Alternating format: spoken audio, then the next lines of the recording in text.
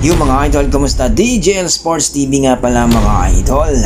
Naoya Inoue ang monster ng Japan na maalam na magsayo, mapapalaban. Casimiro, bumanat. Marlon Tapales, nanigurado. Yan ang ating pag-uusapan ngayong araw na ito mga idol. Pero kung bago kayo napadpad sa aking YouTube channel, baka pwede makahingi ng isang like, subscribe at pakipindot na rin ang notification bell mga idol para ma-update kayo sa ating bagong video na katulad nito. Well mga idol, ang ating Naoya Inoue na kung saan ay mapapalaban dito sa ating pampatol na si Marlon the Nightmare Tapales ngayong December 26 taong kasalukuyan for undisputed bout po ito mga idol. Labanan po ito sa mga kampyon na kumbaga tagisan ng galing. Alam naman natin mga idol na lakas at bilis itong si Naoya Inoue at tila pa marami nagsasabi 5 rounds lang daw to o 3 rounds lang daw itong ating pampato na si Marlon Tapales. Well mga idol, alam naman natin na dihadong-dihado din ang ating pambato.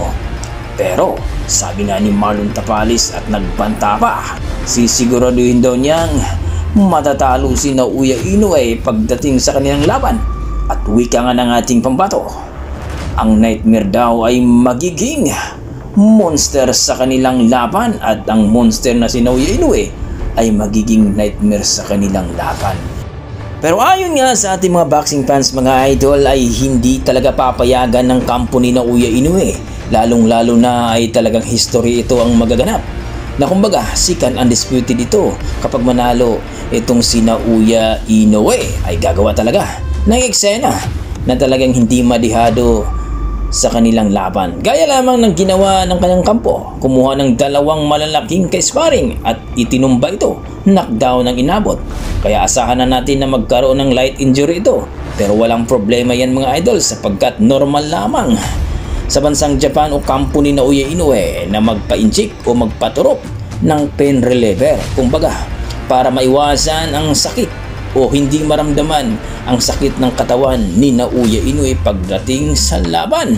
Well mga idol, na maalam na nga itong si Naoya Inoue na pagdating daw sa kanilang laban at matalo itong ating pambato na si Marlon Tapales ay aakyat na ito ng ibang dibisyon. Ponterya nga nila mga idol ang super featherweight division o 130 sapagkat ang tirada nila ay itong si Tanky o Tank Davis ng Amerika sapagkat malaki ang hype nito.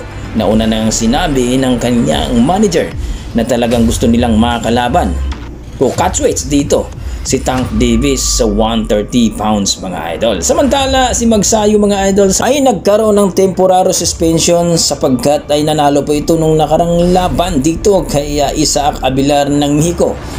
Ay natural lamang po yan mga idol, ay normal lamang na kakapanalo mo ay isuspenso ka ng California sapagkat kailangan na magpahinga ka muna ng 3 months, 4 months bago lumaban uli.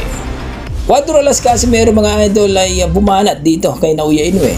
Kung sila daw ang makakalaban ay sigurado talaga knockdown daw talaga ang aabutin dito kay Naoya Inoue sapagkat pareho lang daw sila ng height. Kayo mga idol, ano masasabi nyo dito? Maraming salamat.